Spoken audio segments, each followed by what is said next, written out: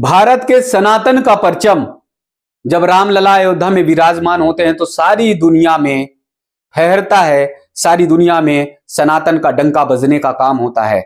लेकिन जब इस्लामिक देश में सनातन का डंका बजता है, सनातन का जय घोष होता है, सनातन की जय जयकार होती है, तो फिर ऐसे समय में नरेंद्र मोदी की तारीफ करना या नरेंद्र मोदी के लिए ये बात कहना कि अगर कोई शेर है, भारत का शेर है, तो वो सिर्फ और सिर्फ नरेंद्र मोदी, तो कोई अतिशयोक्ति नहीं होगी। यानी संयुक्त अरब अमीरात के अबू धाबी में प्रधानमंत्री नरेंद्र मोदी पहुंच चुके हैं सनातन का परचम लहराने के लिए, और सनातन का वो भव्य मंदिर निर्माण हुआ है, वो भव्य मंदिर बनकर तैयार हुआ है, जिसे देखकर दुनिया के लोग आश्चर्यचकित हैं। हर कोई ये देख रहा है कि किस तरह से इस्लामिक देश में यानी मुस्लिम राष्ट्र में किस तरह से सनातन का परचम लहराया है। एक मंदिर की स्थापना हुई, जब अयोध्या में राम मंदिर की स्थापना हुई, रामलला विराजमान हुए, तब हर किसी ने नरेंद्र मोदी की तारीफ की थी। लेकिन आज वो हर कोई सनातनी जो विश्व में कोने कोने में अनेक देशों में रह रहा है, फिर एक बार नरेंद्र मोदी की तारीफ किए बिना नहीं रह सकता, नहीं रुक सकता, क्योंकि इस्लामिक देश में एक भव्य और विशाल मंदिर बन रहा, और ये कोई अगर कर सकता है तो सिर्फ और सिर्फ नरेंद्र मोदी। उसका मूल कारण आप देखिए ना, जब राम मंदिर अयोध्या में बन रहा था, यानी राम मंदिर की प्रक्रिया चल रही थी, तो ऐसे समय में तमाम पार्टियों ने रोड़े अटकाने का काम किया। सबसे अधिक कांग्रेस ने काम किया। कांग्रेस ने राम को तो काल्पनिक तक बता दिया, कांग्रेस ने राम सेतु को तोड़ने की भी एकदम कार्रवाई प्रक्रिया भी शुरू कर दी थी। यहां तक कि राम मंदिर के निर्माण में जो सुनवाई हो रही थी, उस सुनवाई में भी तमाम अड़चने पैदा की गई। यानी भारत में जब राम जी विराजमान होने वाले थे, राम मंदिर भव्य बन रहा था, रामलला विराजमान होते, तो ऐसे समय में कांग्रेस ने जबरदस्त रोड़े अटकाने का काम किया। तमाम व्यवधान, तमाम ऐसी समस्याएं खड़ी करी थी कि शायद राम मंदिर का निर्माण नहीं हो पाता। लेकिन नरेंद्र मोदी जब केंद्र में सरकार में आए, तब उन्होंने मार्ग प्रशस्त किया। अब ये अड़चने, ये रोड़े दावे के साथ, प्रमुखता के साथ इसलिए कह रहे हैं कि 2006-07 की बात है। लोक गायिका मालिनी अवस्थी ने स्वयं जिक्र किया कि लखनऊ में दूरदर्शन में जब उन्होंने राम जन्म पर एक गीत गाया कि अयोध्या में राम जी का जन्म हुआ, तब उनकी रिकॉर्डिंग को रुकवा दिया गया। अब गौर से सुनिए कि यानी जहां पर आज राम का डंका पूरे देश नहीं पूरे विश्व में बज रहा है, बच्चे बच्चे की जुबान पर 22 जनवरी को रामलला थे, यानी हर कोई राम का जय घोष कर रहा था। ऐसे समय में आजाद भारत में जो राम हम सब के प्राण तत्व हैं, जो राम हमारी आत्मा है, जो राम हमारी संस्कृति, संस्कार और परिवार हैं, उन्हीं राम के गीत को गाने के लिए दूरदर्शन पर रोक लगा दी गई थी। मालिनी अवस्थी से यह कह दिया गया था कि ये गीत आप नहीं गाएंगे। गीत के कुछ बोल इस तरह से थे कि अयोध्या में राम जी का जन्म हुआ, ये चैती गीत था। मालिनी अवस्थी ने खुद भरे मंच पर इस बात को कहा, सार्वजनिक कहा। यानी जिस देश में राम रोम रोम में बसे हुए हैं, जिस देश के कड़कड़ में राम बसे हुए हैं, जिस देश की आत्मा राम है, उसी देश में आप ये समझ सकते हैं कि एक लोक गायिका को रोक दिया जाता है कि राम जन्म पर आप गीत नहीं गा सकते। ये परिस्थितियां देश की थी। उन लोगों को समझना चाहिए, उन लोगों को जानना चाहिए जो कभी तिलक लगाकर निकलते थे तो उन्हें डर लगता था, भय लगता था। जब वो भगवा गमछा डालकर निकलते थे तो उन्हें डर लगता था, भय लगता था।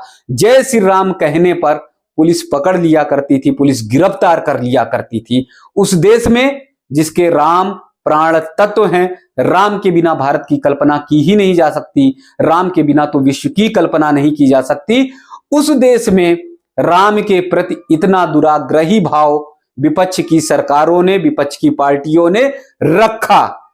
लेकिन राम भक्त और राम के संकल्प को लेकर नरेंद्र मोदी जब 2014 से चले, तो उन्होंने ये तय किया, उन्होंने ये निर्णय लिया कि भारत ही नहीं दुनिया में भी राम का परचम लहराने का काम करेंगे। और इसीलिए आश्चर्य की बात आप देखिए कैसे कि 1997 में अबू धाबी में ही स्वामी नारायण मंदिर के स्वामी जी ने सपना देखा था कि भव्य और विशाल मंदिर का निर्माण कराएंगे, लेकिन उनका सपना ही रहा। उस सपने को पूरा होते हुए साकार करने का काम जिन्होंने किया वो नरेंद्र मोदी जी ने। यानी 2019 में नरेंद्र मोदी जी ने यूएई में अबू धाबी में मार्ग प्रशस्त किया स्वामी नारायण मंदिर के निर्माण का। और इतनी मित्रता अबू धाबी से उनकी हो गई, इतनी मित्रता हो गई कि वहां की सरकार ने, वहां के खलीफा ने यह कह दिया कि आप जिस जगह पर उंगली रख दोगे, जिस स्थान पर आप जमीन कहोगे मंदिर के निर्माण के लिए, तो हम देने के लिए तैयार हैं। और इसीलिए 37 एकड़ जमीन दी गई स्वामी नारायण मंदिर के निर्माण के लिए। मंदिर भव्य बन चुका है और भव्य उद्घाटन हो चुका है। मोदी जी ने भव्य मंदिर के निर्माण के बाद उस मंदिर का उद्घाटन किया। पूरी दुनिया तालियां बजा रही है, पूरी दुनिया में सनातन का परचम लहरा रहा है। पूरी दुनिया देखकर दंग रह गई कि कैसे इस्लामिक देश में एक भव्य मंदिर विराजमान है। अब आप देखिए कि 1997 में स्वामी जी ने सपना देखा था और उस सपना को पूरा करने का काम 2019 में किया जा रहा है और वो भी नरेंद्र मोदी जी पूरा कर रहे हैं। चलिए, अब जब सनातन का परचम लहरा ही रहा है, हर जगह डंका बज रहा है सनातन का, हर जगह डंका बज रहा है नरेंद्र मोदी जी का, तो अब चलिए मंदिर की भव्यता भी जान लीजिए। जिस तरह से रामलला अयोध्या में विराजमान है, उसी तरह से मर्यादा पुरुषोत्तम श्री राम अबू धाबी के उस मंदिर में विराजमान है, जहां का दर्शन दुनिया और विश्व करेगी। यानी तमाम देश से जाने वाले लोग भी कर सकेंगे, अबू धाबी के लोग भी कर सकेंगे और उस मंदिर में सभी का प्रवेश है। मर्यादा पुरुषोत्तम श्री राम जी वहां विराजमान है, माता जानकी उनके साथ में है, जो प्रतिमाएं हैं उसके बारे में हम बता रहे हैं। साथ में लखन जी हैं, यानी लक्ष्मण जी उनके अनुज, राम जी के छोटे भाई, और साथ में बजरंग बली भी विराजमान है। आप कैसी कल्पना कर सकते हैं, आप कैसे सोच सकते हैं कि इस्लामिक देश में बजरंग बली जो गदा लिए हुए, जो लंका दहन करते हैं, पल भर में बता देते हैं कि राम भक्त क्या कर सकता है, वही बजरंग बली विराजमान है इस्लामिक देश यानी अबू धाबी में। ये कल्पना अकल्पनीय है, अविस्मरणीय पल है और ये वास्तव में भारत के लिए एक ऐतिहासिक पल है कि कैसे प्रभु राम विराजमान हुए अबू धाबी में और उनके साथ उनका पूरा परिवार और भक्त हनुमान भी विराजमान है, भगवान शिव भी विराजमान है, माता पार्वती भी विराजमान है, गणपति भगवान भी विराजमान है। यानी ये मंदिर भारत के दर्शन का एक अभूतपूर्व कलाकृति, एक अभूतपूर्व दर्शन होगा। साथ ही ये मंदिर भारत के चारों कोनों को जोड़ने का काम भी करेगा, यानी पूरब से पश्चिम, उत्तर से दक्षिण तक जो भी भारत के देवी देवता हैं उस मंदिर में विराजमान होंगे, स्थापित होंगे। और कलाकृति अगर आप देखेंगे तो कलाकृति देखकर मंदिर का चौंक जाएंगे। जिस तरह से दक्षिण भारत में भारतीय मंदिर यानी सनातनी मंदिर आपको देखने को मिलते हैं, उसी तरह की कलाकृति आपको मंदिर में देखने को मिलेगी।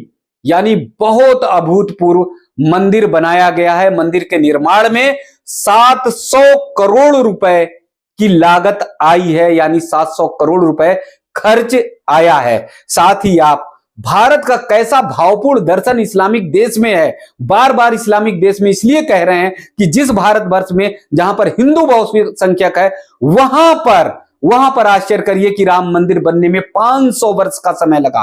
500 वर्ष का अपने लोगों ने ही रोड़े अटकाने का काम किया, अपने लोगों ने ही व्यवधान अटकाने का काम किया।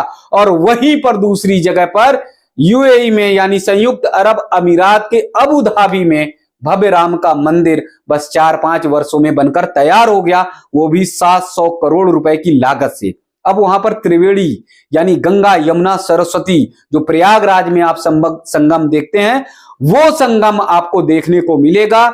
यानी गंगा यमुना सरस्वती का संगम भी वहां पर बनाया गया है, जिसे देखकर, जिसको नमन करके, वंदन करके वहां जो भारतीय रह रहे हैं वो अपनत्व को जोड़ सके, वो भारत से कभी अलग नहीं हो सके। मोदी जी का जो ये काम है, सिर्फ ये काम मंदिर निर्माण यानी मंदिर के निर्माण में बहुत बड़ा सहयोग ही नहीं है, बल्कि उन भारतीयों को भी जो विदेश में रह रहे हैं, उन्हें भारतीय संस्कृति से, सनातन से जोड़ने का ये बहुत बड़ा संकल्प है जो मोदी कर पा रहे हैं। और वो इसलिए कर पा रहे हैं क्योंकि कोई भी काम अगर मोदी जी करते हैं तो प्राण और प्रण से करने का काम करते हैं।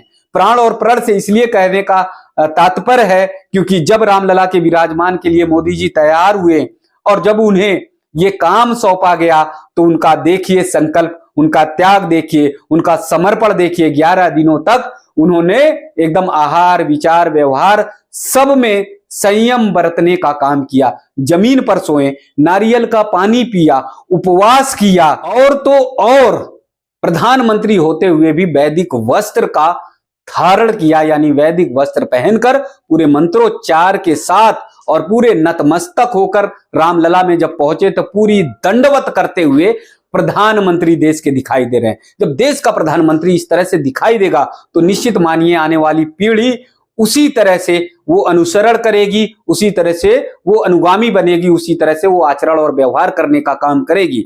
यानी भारत ही नहीं, दुनिया में सनातन का अगर परचम फहराने का कोई काम कर रहा है स्वामी विवेकानंद जी के बाद, तो वो सिर्फ और सिर्फ नरेंद्र मोदी जी हैं, नरेंद्र मोदी जी हैं। दोस्तों, इस भव्य मंदिर का स्वागत और अभिनंदन आप सब भी करिए। आप सभी से निवेदन है कि आप अगर सनातनी हैं, राम जी को चाहते हैं और मोदी जी के बारे में कुछ कमेंट्स बॉक्स में लिखना चाहते हैं तो जरूर लिखिए और जय श्री राम जरूर करिए, क्योंकि जय श्री राम अगर आप करेंगे तो पूरे देश भर में, पूरी दुनिया में जय श्री राम का जय घोष होगा और भव्य दिव्य मंदिर का आप सब भी दर्शन करें।